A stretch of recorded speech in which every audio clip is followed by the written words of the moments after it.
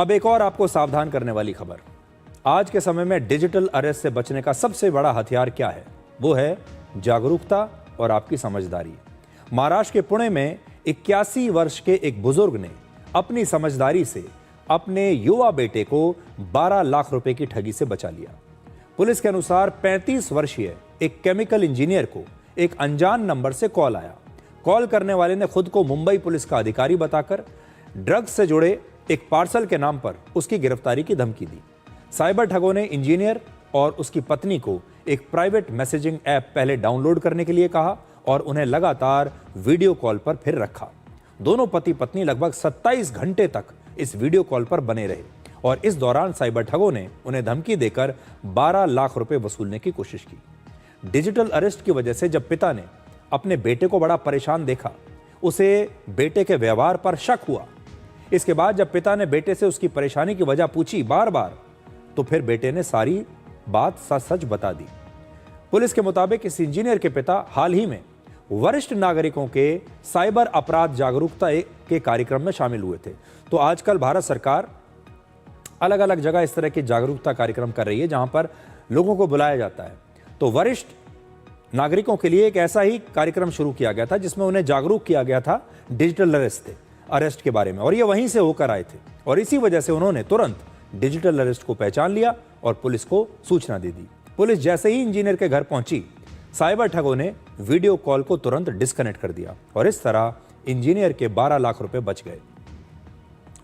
इस घटना से पता चलता है कि अगर आप सतर्क रहेंगे तो डिजिटल अरेस्ट से आसानी से आप बच सकते हैं। एक और बड़ी जरूरी खबर आपके लिए। महाराष्ट्र के पुणे में जागरूकता से एक परिवार डिजिटल अरेस्ट में पैसे गंवाने से तो बच गया, लेकिन दिल्ली में डिजिटल अरेस्ट में करोड़ों रुपए गंवाने वाले एक व्यक्ति के मामले में एक ऐतिहासिक फैसला आया है जो आप सबको पता होना चाहिए। रिजर्व बैंक ऑफ इंडिया ने डिजिटल अरेस्ट के एक मामले में पहली बार बैंकों को भी दोषी माना है और लगभग 1 करोड़ रुपए वापस लौटाने का आदेश दिया है। पिछले साल दिल्ली में अगस्त से लेकर सितंबर के बीच 78 वर्ष के बैंक के एक रिटायर्ड अधिकारी नरेश मल्होत्रा डिजिटल अरेस्ट के शिकार हुए थे। इस दौरान उनसे साइबर ठगों ने 22 करोड़ 92 लाख रुपए लूट लिए। सोचिए, 22 करोड़, लगभग 23 करोड़ रुपए लूट लिए। इसके बाद उन्होंने इस मामले में सुप्रीम कोर्ट में एक याचिका दायर की और आरबीआई में भी शिकायत की। आरबीआई की जांच में पता चला कि जिन 5 बैंकों के अकाउंट्स के जरिए ये धोखाधड़ी की गई, उनमें से कई खातों में केवाईसी नहीं किया गया था और कई खाते फर्जी थे और ये बैंक की गलती है।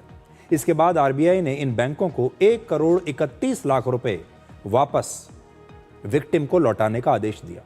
आरबीआई ने बैंकों के अलावा नरेश मल्होत्रा को भी इसके लिए जिम्मेदार माना है, क्योंकि वो खुद ही बैंक में जाकर पैसा ट्रांसफर कर रहे थे। इसलिए सिर्फ 1 करोड़ 31 लाख रुपए ही लौटाने का आदेश दिया गया है, पूरे 23 करोड़ नहीं। लेकिन डिजिटल अरेस्ट के पीड़ित नरेश मल्होत्रा अपना पूरा पैसा वापस चाहते हैं और वो भी ब्याज के साथ, और इसके लिए वो लंबी कानूनी लड़ाई लड़ रहे हैं। उनका कहना है कि जब आरबीआई ने बैंकों को दोषी माना है तो उन्हें पूरा पैसा मिलना चाहिए, यानी पूरे 23 करोड़ उन्हें वापस चाहिए।